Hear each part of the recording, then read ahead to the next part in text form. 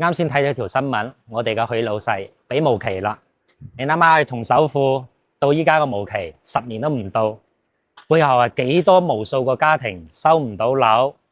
依家又要繼續供樓。你諗下，我哋個個人買樓嘅時候咧要貪平，但係人哋許老闆睇啱嘅係我哋個本金，所以咧，如果奉勸各位大家一句，要買樓咧，一定要買現樓，例如呢啲可以度假式嘅，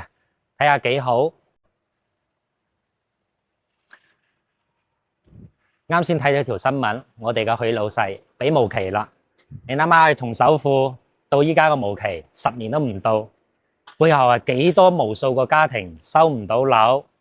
依家又要繼續供樓。你諗下，我哋個個人買樓嘅時候咧要貪平，但係人哋許老闆睇啱嘅係我哋個本金，所以咧，如果奉勸各位大家一句，要買樓咧，一定要買現樓，例如呢啲可以度假式嘅，